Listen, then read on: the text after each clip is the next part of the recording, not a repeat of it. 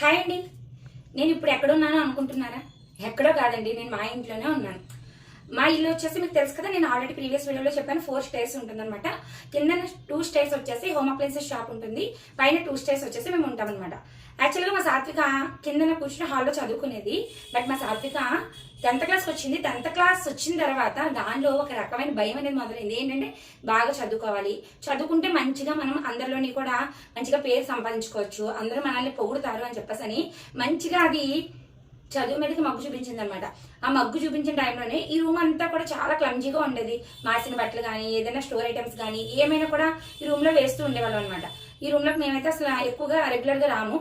అలాంటిది ఈ రూమ్ ని ఎంత నీట్ గా చేసుకుందంటే నిజంగా నాకు కూడా ఈ రూమ్ లోకి వచ్చి వస్తామని కూర్చోవాలి, కొంచెం దాంతో కబుర్లు చెప్పాలి అనిపిస్తుంది అనమాట. చాలా చాలా నీట్ గా అనమాట. ఒక బెడ్ వేసుకుంది ఇక్కడ, దాంతో పాటుగా చూడండి ఇదంతా కూడా అది బెడ్రూమ్ లో వేసుకునే బెడ్ ని ఇలా అరేంజ్ చేసుకుంది.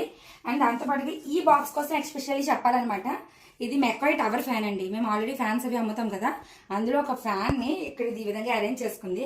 అండ్ దాంతో పాటుగా దాని దగ్గర ఏవైతే టెడ్డీస్ ఉంటాయో ఆ టెడ్డీస్ అన్నింటినీ కూడా ఈ విధంగా అరేంజ్ చేసుకుంది. అది ఎర్లీ మార్నింగ్ రావడానికి వచ్చేసి ఇక్కడైతే క్లాక్ అయితే అరేంజ్ చేసుకుంది. లెగ్ అని దేవుడు ఫోటో చూడాలని అమ్మవారిని అరేంజ్ చేసుకుంది. అండ్ మధ్య మధ్యలో వాటర్ కావాలంటే వాటర్ అరేంజ్ చేసుకుంది. ఇంకా బాగా చెప్పాలంటే చూడండి, ఇక్కడ వచ్చేసి బెడ్ లైట్ అనమాట.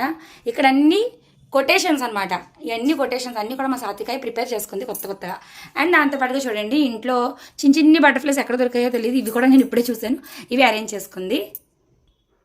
అండ్ దాంతోపాటుగా చూసారా స్టడీ టేబుల్ అవన్నీ కూడా.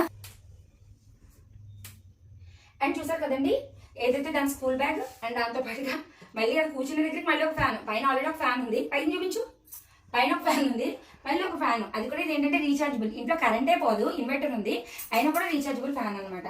అండ్ దాంతో పాటుగా అది చూసారు కదా బోర్డు అనమాట. ఈ బోర్డు మీద ఏమైనా ప్రాక్టీస్ చేసుకోవాలంటే ప్రాక్టీస్ చేస్తుంది. అండ్ దాంతో పాటుగా ఇది ఒక బోర్డు అనమాట. చిన్ని ప్రాక్టీస్లకి ఇది అనమాట, మ్యాథ్స్ అవి కూడా ప్రాక్టీస్ చేయాలి అంటే. అండ్ దాంతో పాటుగా వచ్చేది కదండి, ఇక్కడ కూడా ఏ విధంగా అయితే అరేంజ్మెంట్ చేసుకుందో చాలా చాలా హ్యాపీ అనిపిస్తుంది అనమాట. నిజంగా మా ఇంట్లో ఈ రూమ్ కి సంబంధించినంత పీస్ఫుల్ రూమ్ అయితే ఇంకోటి ఏమీ లేదనిపిస్తుంది. రూమ్ అంతా కూడా చాలా అంటే చాలా నీట్ గా డెకర్ చేసుకుంది.